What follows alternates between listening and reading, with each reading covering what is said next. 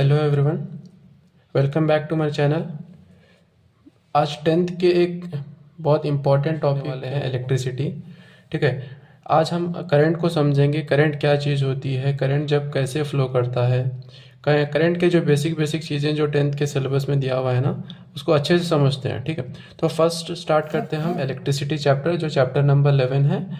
ठीक है बेटा, करंट को समझने से पहले हमें पता होना चाहिए कि चार्ज किसे कहते हैं। फर्स्ट, जिस इंसान को चार्ज समझ में आ जाए ना, उसको करंट अच्छे से समझ में आ जाएगा। ठीक है, तो ध्यान से सुनना है बेटा। ठीक है, फर्स्ट डेफिनेशन देखते हैं चार्ज का। Charge is a fundamental particle in an atom, it may be positive और नेगेटिव। चार्ज क्या है? एक फंडामेंटल पार्टिकल है एटम के अंदर। यानी कि जो एटम का तो बेसिक नॉलेज होगा ना बेटा। एटम के अंदर क्या होता है? न्यूक्लियस होता है। न्यूक्लियस के अंदर कौन से चार्जेस होते हैं? प्रोटॉन और न्यूट्रॉन। इसी तरीके से एटम्स के अराउंड कौन से चार्जेस होते हैं? इलेक्ट्रॉन्स। इलेक्ट्रॉन के ऊपर कौन सा चार्ज होता है?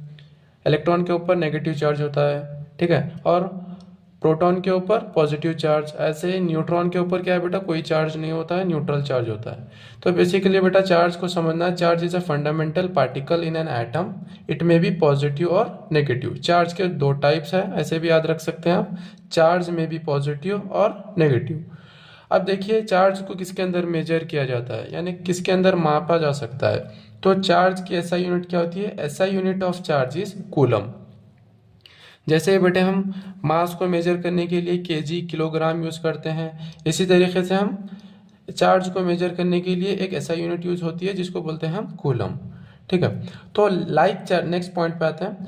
Like charges repel each other and unlike charges are attract each other. ठीक है, इसको अच्छे से हम समझते हैं। फर्स्ट, लाइक चार्जेस यानी हम बेटा बोले चार्ज के क्या दो टाइप्स होते हैं, पॉजिटिव चार्ज और नेगेटिव चार्ज। लाइक चार्जेस यानी कि दोनों सेम चार्ज, पॉजिटिव पॉजिटिव हो चाहे नेगेटिव नेगेटिव हो। ये एक स्टेप हो गया। एक सेकंड स्टेप, लाइक चार्जेस क्या करते हैं बेटे? आपस में रिपेल होते हैं। रिपेल होने यानी कि दूर जाना।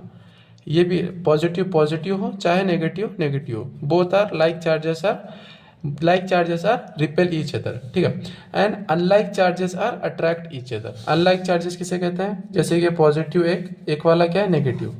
एक पॉजिटिव चार्ज और एक नेगेटिव चार्ज आपस में क्या होते हैं? आपस में ये होते हैं अट्रैक्ट। ठीक है, एक दूसरे के नज़दीक आते हैं। आई होप आपको क्लियर हो गया। ठीक है, तो यहाँ पर बेटे like charges are repel each other, unlike charges are attract each other. ठीक है, नेक्स्ट पॉइंट पे देखिए, वन कूलम चार्ज क्या है? चार्ज का ऐसा यूनिट पढ़े हम। चार्ज का ऐसा यूनिट होता है कूलम।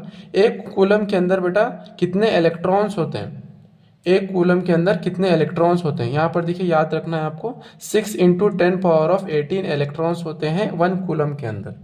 ठीक है, और एक इलेक्ट्रॉन के ऊपर कितना चार्ज होता है? एक इलेक्ट्रॉन के ऊपर चार्ज होता है, इलेक्ट्रॉन क्या बोला मैं आपको? इलेक्ट्रॉन क्या है? एक नेगेटिव चार्ज है। प्रोटॉन क्या है? पॉजिटिव चार्ज है। तो इलेक्ट्रॉन के लिए हम माइनस का साइन यूज करेंगे। -1.6 × 10⁻⁻19 कूलम। एक इलेक्ट्रॉन के ऊपर बेटे चार्ज कितना होता है? -1.6 × 10⁻⁻19 कूलम। ठीक है, तो फॉर्मूला देखते हैं चार्ज का। Charge is equals to N × E।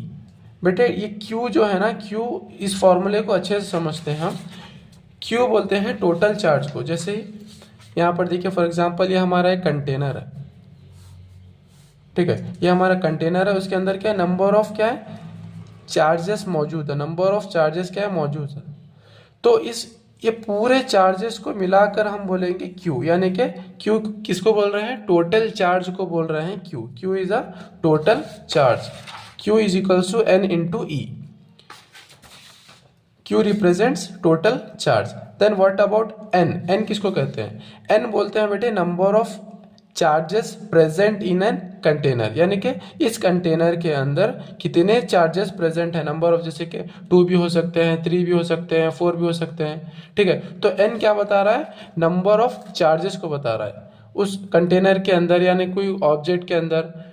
मैं एग्जांपल लेके बता रहा हूँ आपको कंटेनर का। ठीक है, अब जैसे कि पेन है, पेन के अंदर भी क्या नंबर ऑफ क्या है?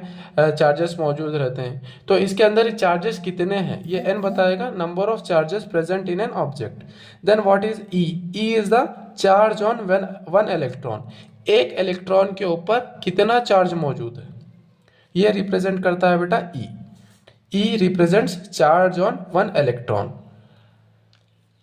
आई होप आपको समझ में आ गया होगा। यहाँ पर चार्ज के बारे में बेसिक नॉलेज है बेटा, याद रखना है आपको, ठीक है। अब आते हैं नेक्स्ट टॉपिक की तरफ, जो क्या इंपॉर्टेंट है, करंट।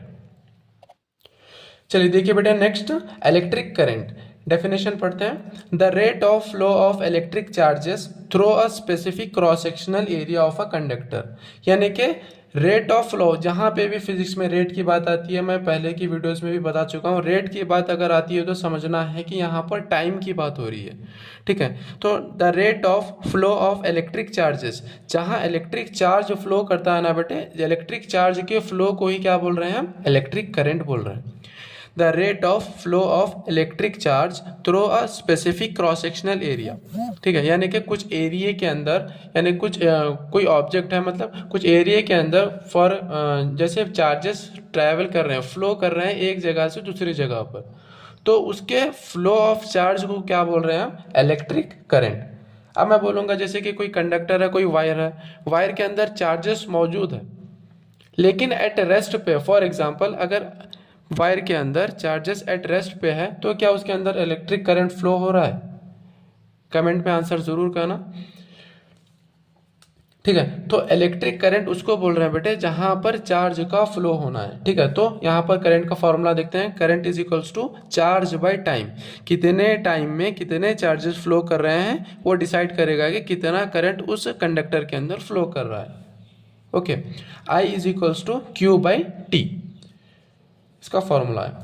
अब देखिए करंट को किस में मेजर किया जाता है, SI unit of electric current is ampere. इसको याद रखना है बेटा, एसआई यूनिट कई मर्तबा क्या है, एमसीक्यूज क्वेश्चन में भी पूछा जाता है। SI unit of electric current is ampere and the other units of ampere, जैसे कि केजी के अंदर बेटा हम ग्राम्स को, मिलीग्राम्स को यूज करते हैं ना, इसी तरीके से क्या है करंट के भी क्या है छोटे यूनिट्स, यानी कि smallest other units also there, okay. Other units are milli ampere which is equals to 10 to the power of -3 ampere.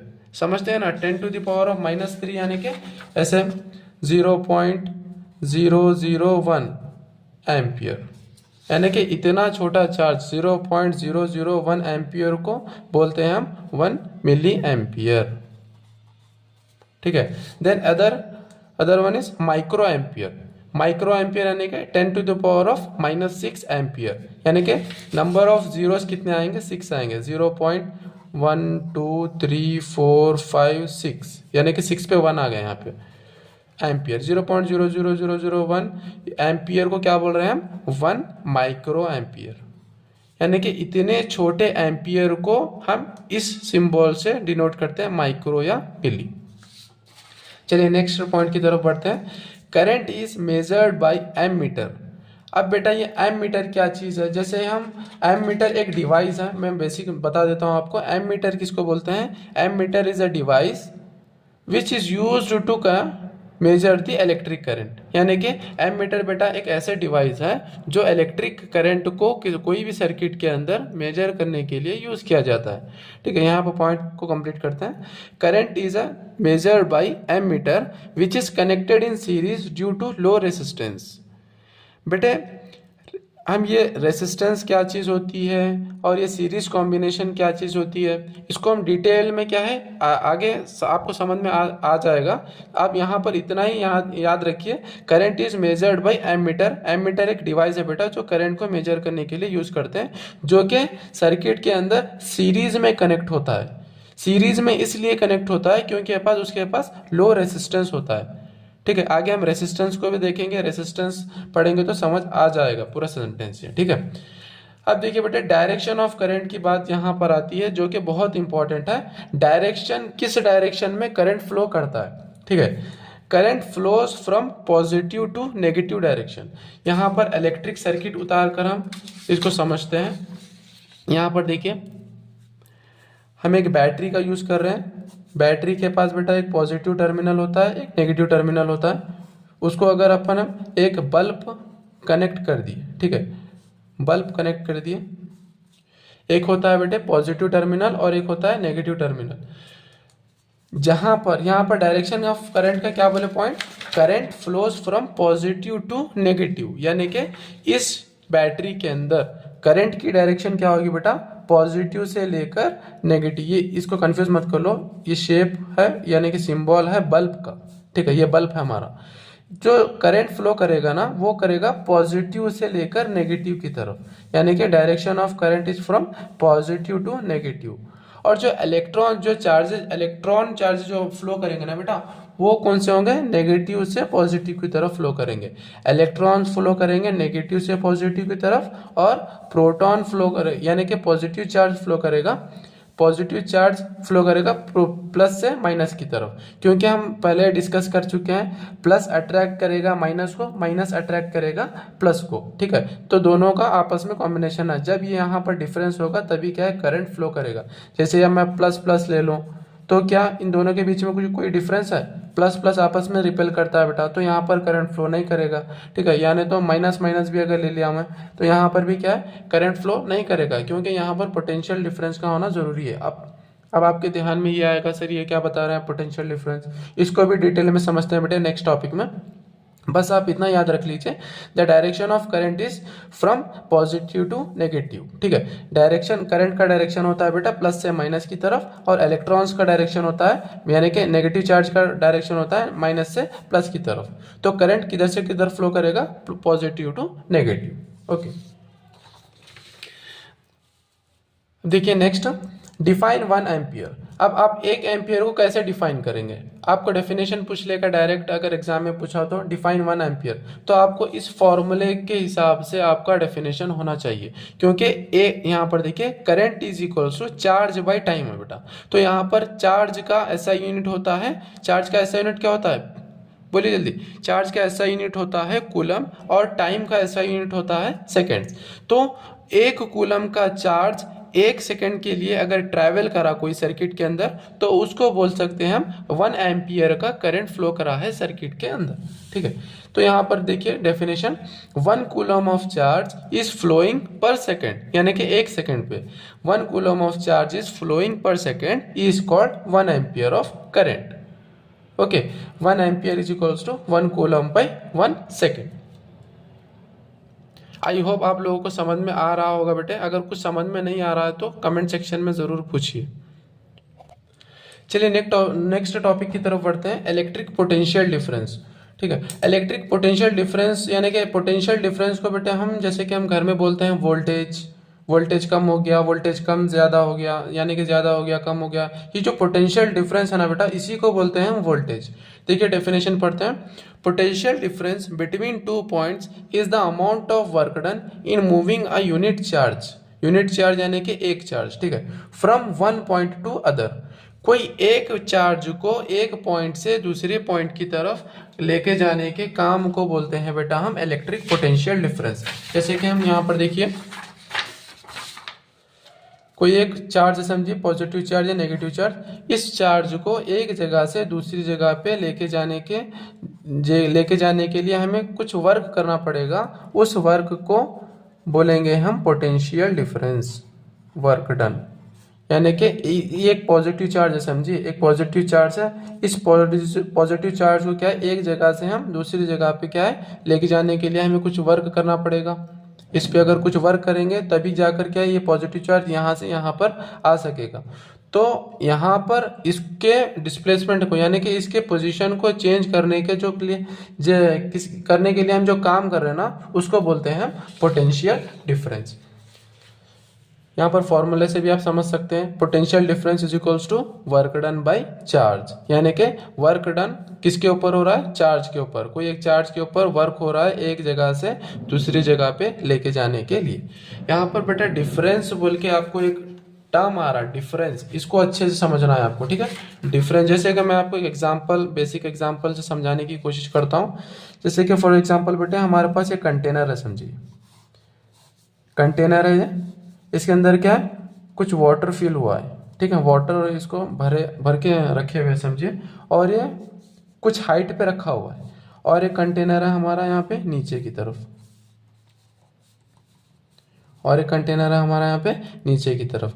अगर इसको अगर हम ऐसे कनेक्ट करते हैं बेटा, अगर इसको हम ऐसे नीचे की तरफ क्या है कनेक्ट कर दें तो ये वाटर क्या करेगा, यहाँ से क्या है फ्लो करना चालू हो जाएगा, क्योंकि यहाँ पर इसकी हाइट ज़्यादा है, यहाँ पर इसकी हाइट क्या है बेटा कम है। इसका पोटेंशियल यहाँ पर ज़्यादा है, इसका पोटेंशियल यहाँ पर कम है। ये हाइयर पोटेंशियल पे प्लेस है, ये वाला लोअर पोटेंशियल से यानी लोअर पोटेंशियल के ऊपर प्लेस यानी कि नीचे रखा हुआ है। तो ये वाटर क्या करेगा बेटे, ये कंटेनर में से फ्लो करता हुआ इस कंटेनर में आएगा। क्यों ट्रैवल कर रहा है यहाँ पर, क्योंकि ये कुछ हाइट पे रखा हुआ है, हाइयर पोटेंशियल में का यानी कि इसके अंदर का पानी क्या है बेटा, इसके अंदर यहाँ से यहाँ पर इसलिए फ्लो कर रहा है क्योंकि यहाँ पर इन दोनों के बीच का कुछ डिफरेंस है। ये लोअर पोटेंशियल समझिए इसका, ये लोअर पोटेंशियल, ये हाइयर पोटेंशियल, इन दोनों के बीच में डिफरेंस है बेटे हाइट में।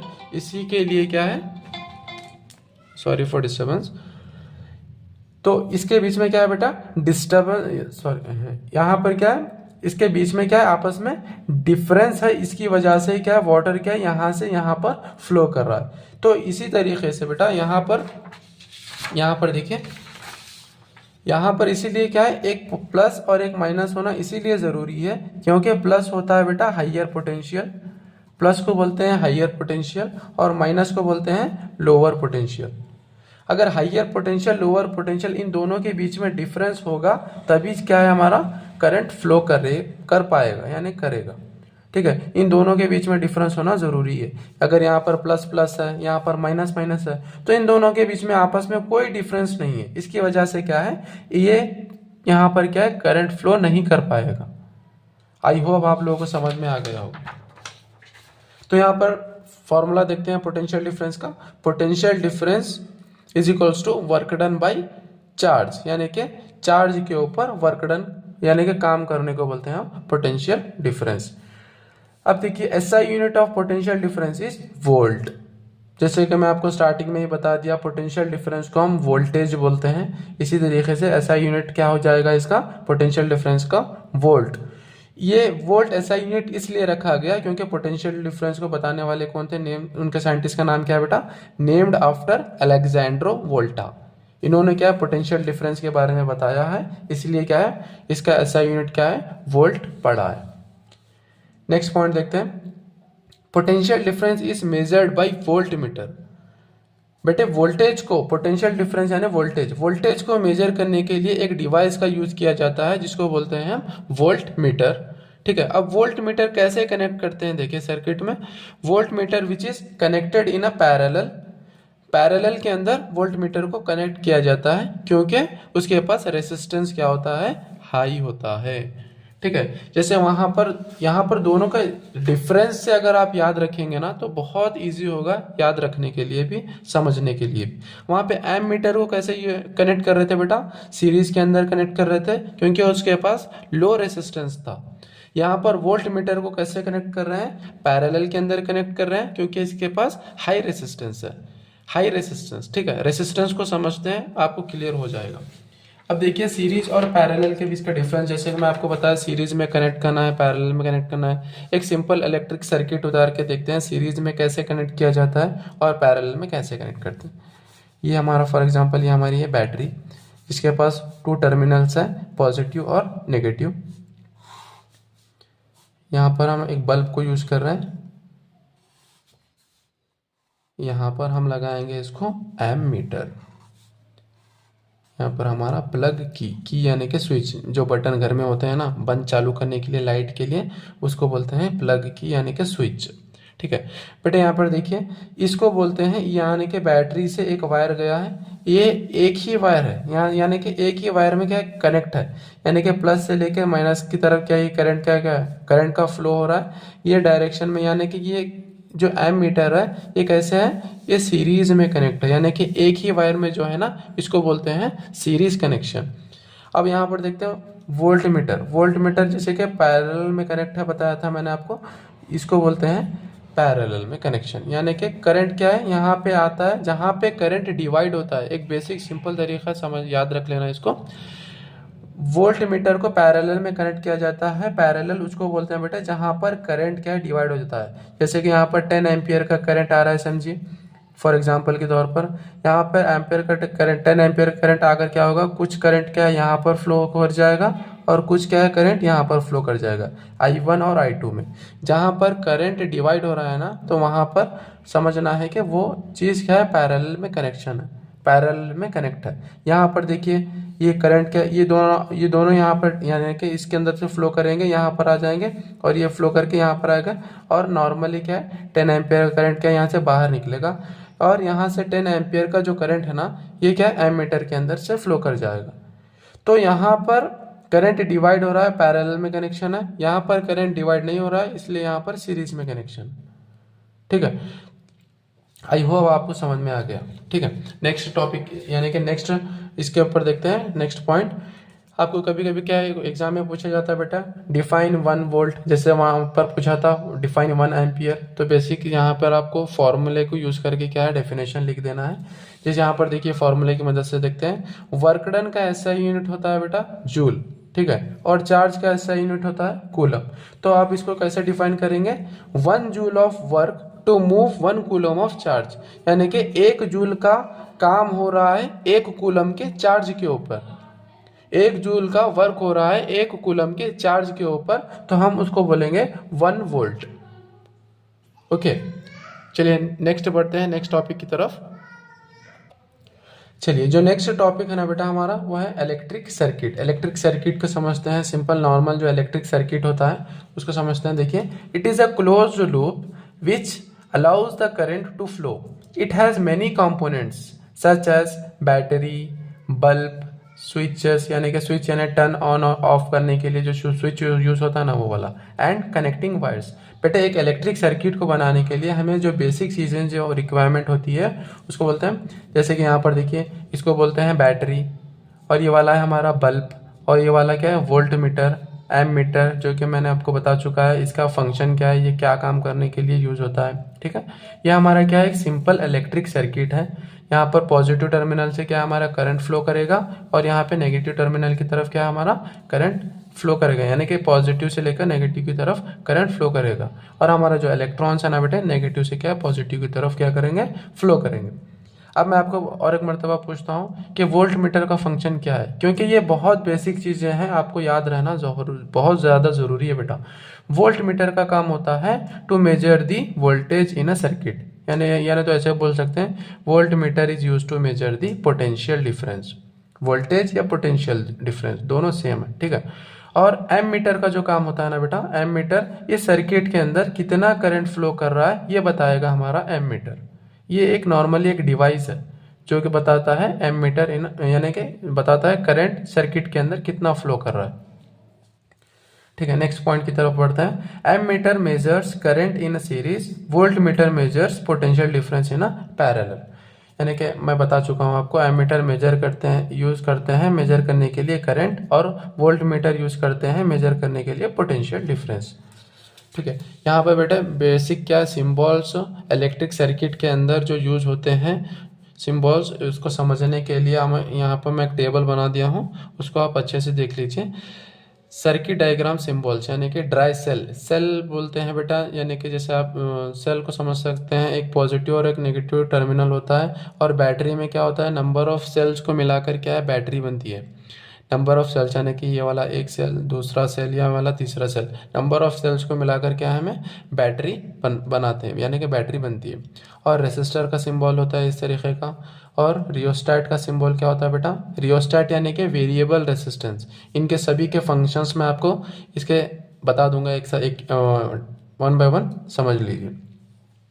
रियोस्टैट और वेरिएबल रेसिस्टर यानी कि वेरिएबल रेसिस्टर यानी कि सिंपल रेसिस्टर को एक एरो मार्क लगाए, यानी तो ऐसे कुछ सिंबल डाल दे तो इसको समझ जाना है कि यहाँ पर वेरिएबल रेसिस्टर है। ठीक है, नेक्स्ट होता है फिफ्थ वन हमारा स्विच। यहाँ पर 2 स्विच हो सकते हैं बेटा, ओपन स्विच का सिंबल, ये वाला क्या क्लोज स्विच का सिंबल। यानी कि यहाँ पर अगर सेंटर में अगर डॉट आ जाए ना, समझ जाना है कि हमारा स्विच ऑन है, यानी कि बटन चालू है। और यहाँ पर अगर सेंटर में अगर स्विच को बंद करना है तो यहाँ पर डॉट नहीं डालना है। ठीक है, और नेक्स्ट होता है बेटे एम मीटर, जो कि इसका सिंबल है एम मीटर, जिसके पास एक प्लस और एक माइनस यानी कि 2 टर्मिनल्स कनेक्ट करते हैं। वोल्ट मीटर का भी same as it is, centre में सिर्फ वी डालना है आपको।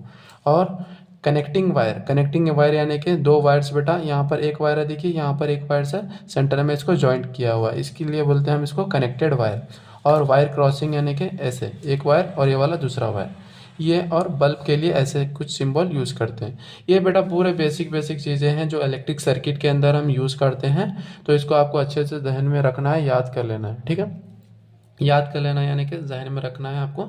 अब इसके देखते हैं फंक्शंस क्या क्या है, फंक्शंस को समझते हैं, ठीक है। ड्राई सेल यानी कि नॉर्मली इसके अंदर क्या है, इसके यानी कि चार्ज करते हैं। ड्राई सेल और बैटरी के बारे में तो आपको बेसिक सा आइडिया है। अब ये रेसिस्टर क्या करता है बेटा, रेसिस्टर को एक उसके लिए सेपरेट एक टॉपिक ही है, रेसिस्टर्स और वेरिएबल रेसिस्टर, इसको हम समझते हैं। इसका तो फंक्शन बता दिया मैंने आपको, ओपन स्विच और क्लोज स्विच यानी कि बटन चालू करना बंद करना। एमीटर का फंक्शन क्या है बेटा, करंट को मेजर करना इलेक्ट्रिक सर्किट के अंदर। वोल्ट मीटर का काम क्या है बेटे, पोटेंशियल डिफरेंस को बताना है दो पॉइंट्स के बीच में।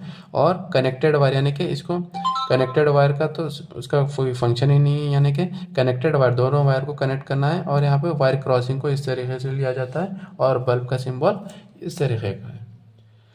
चलिए बेटा बिना वक्त ज़ाय किए हुए क्या है नेक्स्ट टॉपिक की तरफ बढ़ते हैं। आई होप आप लोगों को समझ आ रहा होगा। अगर कुछ समझ में नहीं आ रहा है तो कमेंट सेक्शन में पूछिए, मैं आपको बार बार बता रहा हूँ कमेंट सेक्शन में पूछना है। मगर पूरा टॉपिक को क्या अच्छे से क्या है क्लियर करके जाना है। ये वाले थ्योरी टॉपिक्स हैं जो कि बहुत इंपॉर्टेंट है आपके एग्ज़ाम के पॉइंट ऑफ व्यू से, ठीक है। चलिए बढ़ते हैं नेक्स्ट टॉपिक की तरफ। तो हमारा नेक्स्ट जो टॉपिक है ना बेटा वो है ओम्स लॉ, जो कि बहुत ज़्यादा इस चैप्टर के अंदर 90% रिपीटेड क्वेश्चन यानी कि बहुत मर्तबा पूछे जाने वाला क्वेश्चन है ओम्स लॉ, ठीक है। इसका स्टेटमेंट को देखते हैं बेटा। स्टेटमेंट ओम जी ने क्या दिया था, the potential difference V across the end of a conductor in an electric circuit is directly proportional to the current I flowing through it provided the temperature remains the same। बेटा ओम जी ने एक experiment किया था, current और voltage के बीच में का आपस का रिलेशन, उसको मैं अच्छे से आपको एक्सप्लेन करने की पूरी कोशिश करूंगा। एक सेकंड रुक जाइए। देखिए बेटे ओम ने उसका सेटअप का कुछ डायग्राम बता देता हूँ मैं आपको। ओम्स लॉ में ओम जी ने क्या है नंबर ऑफ सेल्स को यानी कि नंबर ऑफ बैटरीज को यूज़ किया है, जैसे कि ये वाली 1 2 3 नंबर ऑफ बैटरी यानी कि 4 बैटरी समझिए, 4 बैटरीज को यूज़ किया है। और इसको इन्होंने कनेक्ट किया था एक कंडक्टर यानी कि कोई एक रेसिस्टर के जैसा ले लीजिए, कंडक्टर X और Y। और इसको इन्होंने कनेक्ट किया एमीटर, और यहाँ पर लगा दी प्लग की जो कि ओपन है यानी कि हमारा स्विच ऑन है, ठीक है। और उसके बाद ऐसे कुछ कनेक्शन था उनका। और उसके बाद क्या बेटा यहाँ पे पैरेलल में क्या है वोल्ट मीटर को ऐड कर दिए। और यहाँ पर देखिए यहाँ पर नंबर ऑफ बैटरीज है, जैसे कि मैं आपको बताता हूँ फॉर एग्जांपल के तौर पे 2 वोल्ट, ये भी 2 वोल्ट और ये भी 2 वोल्ट और ये भी क्या है बेटा 2 वोल्ट। इन्होंने क्या किया, इन्होंने यूज़ किया बेटा बैटरी प्लस माइनस यानी कि प्लस से कनेक्ट होगा यहाँ पर प्लस माइनस, ये वाली क्या है हमारी की।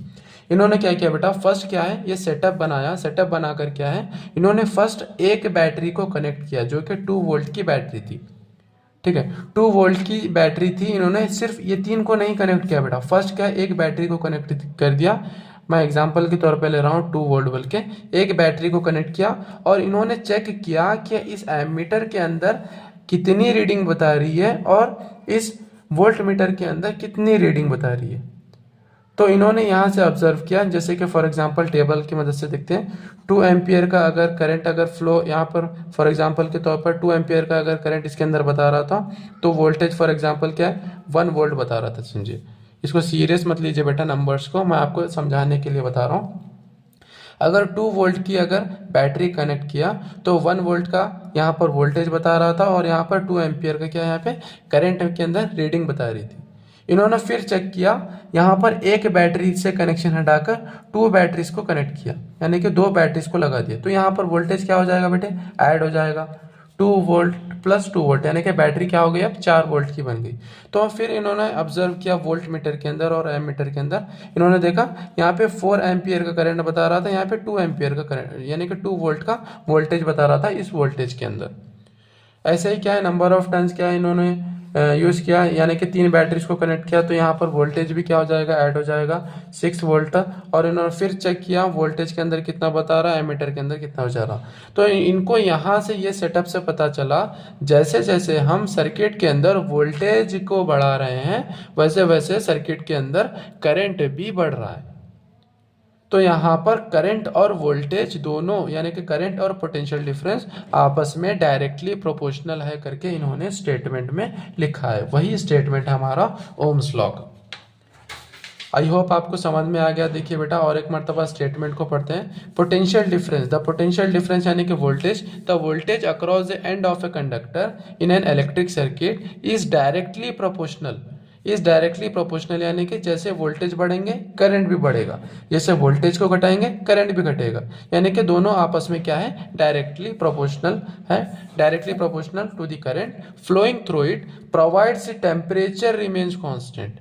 यहाँ पर बेटे टेम्परेचर को कांस्टेंट पे रखना है, यानी कि टेम्परेचर को कांस्टेंट में रखेंगे तभी क्या है ये स्टेटमेंट वैलिड होगा। Potential difference is directly proportional to current, क्योंकि अगर टेम्परेचर को अगर वेरी करते जाएंगे ना बेटा तो वहां पर रेटिंग में क्या है, डिफरेंस आ सकता है।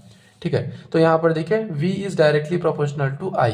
V denotes for voltage, I denotes for electric current. और यहाँ पे देखिए V, यहाँ पर अगर हम डायरेक्टली प्रोपोर्शनल का सिंबल हटा देंगे, इक्वल का साइन डालेंगे, तो यहाँ पर एक कांस्टेंट टर्म आएगा बेटा जिसको बोलते हैं हम R, which is called proportionality constant called the resistance. ठीक है, V is equals to I R, जो कि बहुत इंपॉर्टेंट फॉर्मूला है, आपको याद रखना है। V is equals to I R, यानी तो रेसिप्रोकल यानी कि चेंज कर सकते हैं हम इसको, R is equals to V by are.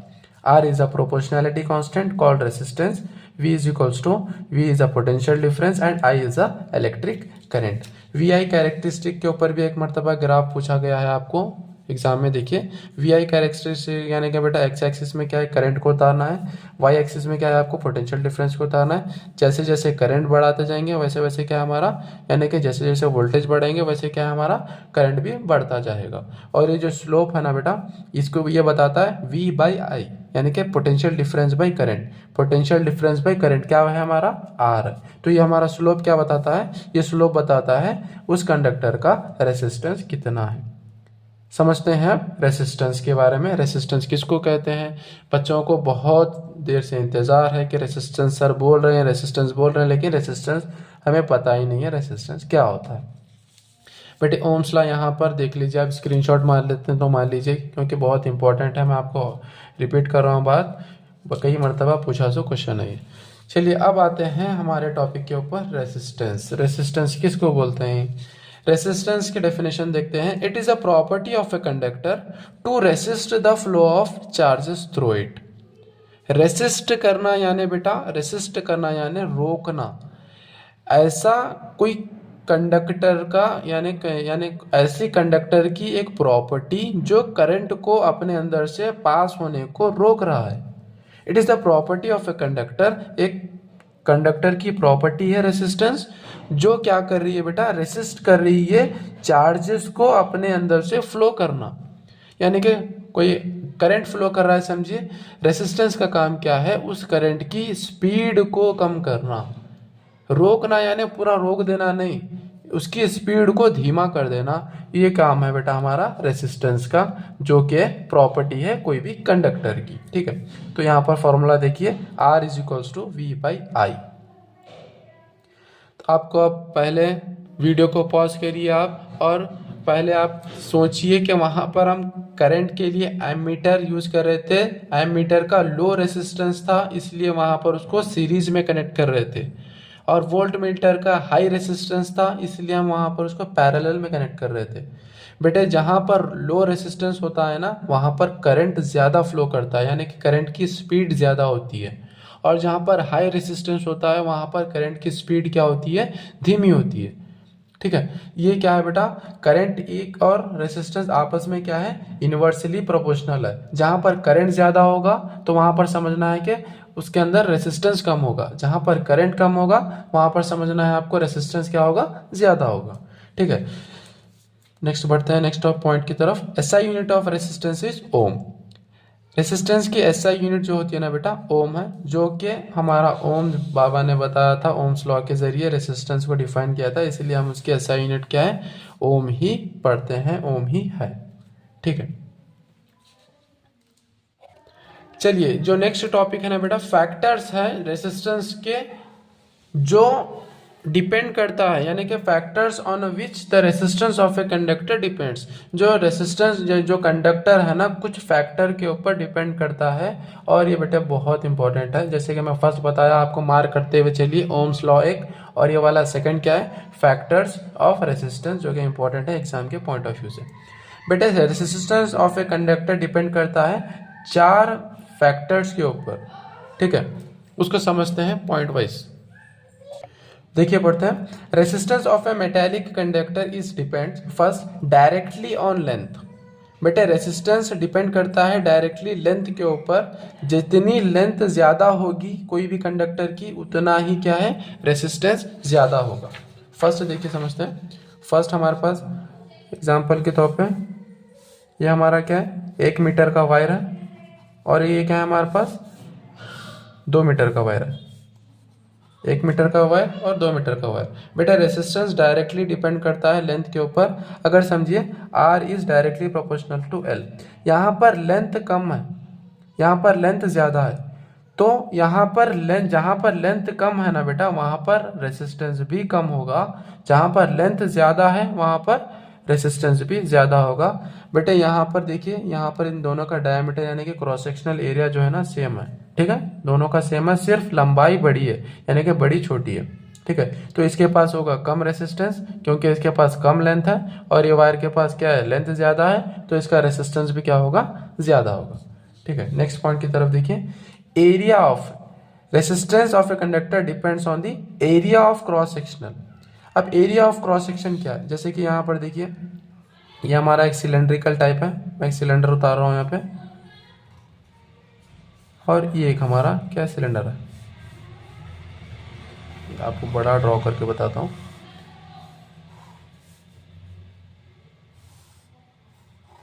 इसको नेगलेक्ट कीजिए,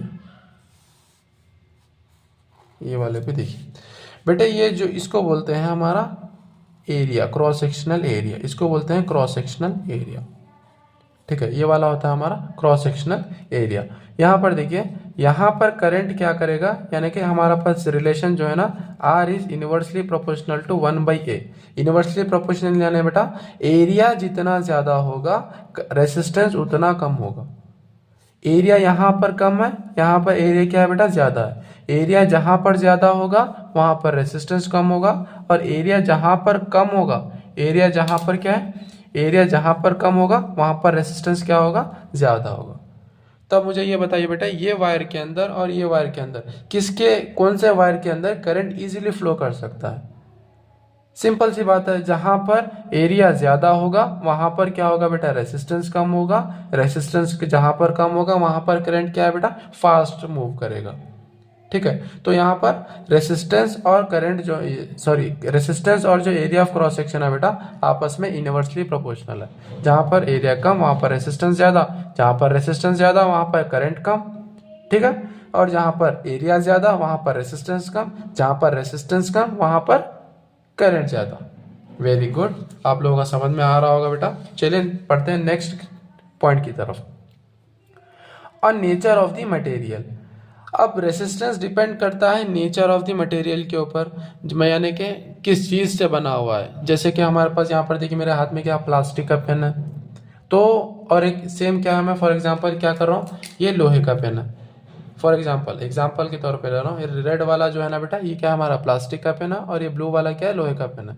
तो डिपेंड करता है रेसिस्टेंस कौन सा मटेरियल यूज कर रहे हैं। ठीक है, कौन सा मटेरियल क्या कर रहे हैं, यूज कर रहे हैं। तो अब बताइए बेटा, प्लास्टिक के अंदर रेसिस्टेंस क्या होगा, ज्यादा होगा, इसलिए क्या है, प्लास्टिक क्या है, अपने अंदर से करंट को फ्लो होने नहीं देता।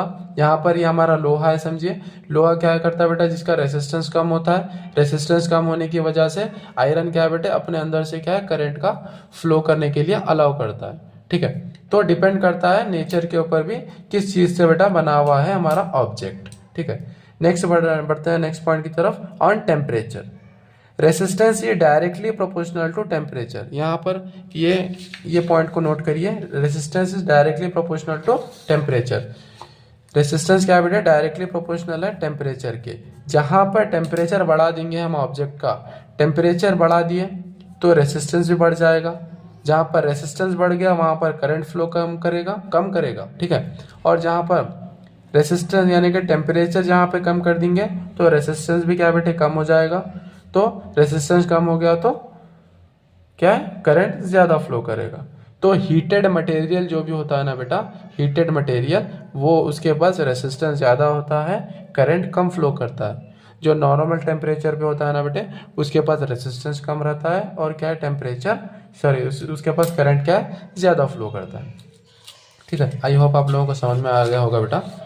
नेक्स्ट देखिए यहाँ पर इन तीनों को point, equation number 1, equation number 2 और इन दोनों को मिलाकर क्या है, हमारे पास एक फॉर्मूला बनता है, R is directly proportional, R is directly proportional and R is inversely proportional to 1/a। R क्या है बेटा, डायरेक्टली प्रोपोर्शनल है लेंथ के और इनवर्सली प्रोपोर्शनल है एरिया ऑफ क्रॉस सेक्शन के। ठीक है, तो यहाँ पर देखिए R is directly proportional to L/a। यहाँ पर प्रोपोर्शनलिटी कांस्टेंट हटा देंगे हम तो इक्वल का साइन आ जाएगा। यहाँ पर एक कांस्टेंट टर्म आता है जिसको बोलते हैं हम रो। ये जो सिंबल है ना बेटा, इसको बोलते हैं RHO, रो L/a। ठीक है, rho is a proportionality constant which is called resistivity. ये भी बेटा बहुत इंपॉर्टेंट है, रेसिस्टिविटी को भी आपको अच्छे से समझना है। यहाँ पर बेटा हमारे पास और एक फॉर्मूला बन गया रेसिस्टेंस का, यानी तो रेसिस्टिविटी का भी बोल सकते हैं आप। Resistance is equals to resistivity into length divided by area. ठीक है, area of cross section. I hope बेटा आप लोगों को ये 4 पॉइंट क्या अच्छे से समझ में आ गए होंगे। देखिए इसको, क्योंकि बहुत ज़्यादा इंपॉर्टेंट है।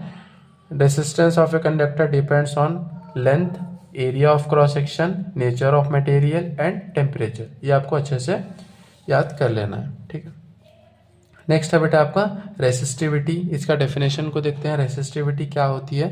It is the characteristic property of a material. बेटे रेसिस्टिविटी क्या है? कैरेक्टरिस्टिक प्रॉपर्टी है कोई भी एक मटेरियल का। अब यहाँ पर बच्चे कंफ्यूज होते हैं, सर आप रेसिस्टेंस भी एक प्रॉपर्टी है बोले, अब रेसिस्टिविटी भी बोल रहे हैं आप एक प्रॉपर्टी है। यहाँ पर देखिए रेसिस्टेंस जो है ना, रेसिस्टेंस अपन एक ऐसी प्रॉपर्टी है बेटे जो शेप बदलने से बदल रही थी। जैसे कि हम लोगों ने पढ़ा था, यहाँ पर देखिए, यहाँ पर एरिया बढ़ रहा था तो रेसिस्टेंस भी कम ज़्यादा हो रहा था, यहाँ पर कम कर रहे तो ज़्यादा हो रहा था। लेकिन रेसिस्टिविटी का ऐसा कोई फंडा नहीं है बेटा। रेसिस्टिविटी के अंदर सिर्फ और सिर्फ मटेरियल की प्रॉपर्टी देखी जाती है, वो मटेरियल किस चीज़ का बना हुआ है।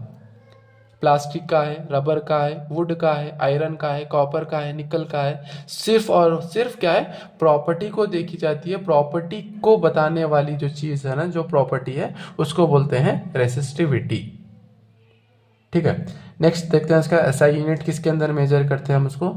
SI unit is ohm metre, ohm metre. ठीक है, इसको नोट कर लो, अच्छे से याद रख लो, क्योंकि एसआई यूनिट एमसीक्यूज में ये क्या है, बहुत मर्तबा पूछा गया सर। रेसिस्टिविटी का एसआई यूनिट होता है ओम मीटर। चलिए बेटे यहीं पे अपनी क्या है वीडियो को ख़त्म करते हैं, क्योंकि वीडियो बहुत लंबी हो चुकी है। आप लोगों को भी क्या है थोड़ा इंटरेस्ट लो हो रहा है, आपका भी इंटरेस्ट लो होता जा रहा है, क्योंकि हम मिलते हैं नेक्स्ट वीडियो के अंदर एक नए जोश के साथ। ठीक है, तब तक के लिए हमारे YouTube चैनल को क्या सब्सक्राइब करके बेल आइकन को क्या प्रेस कर दीजिए, क्योंकि हमारे YouTube चैनल पे बेटे इजी नोट्स के साथ इजी एक्सप्लेनेशन को क्या है पूरी अच्छे तरीके से मैं आपको एक्सप्लेन करने की पूरी कोशिश कर रहा हूँ। ठीक है, तो चलिए मिलते हैं नेक्स्ट वीडियो में पार्ट 2 के अंदर। All the best for your exams, bye.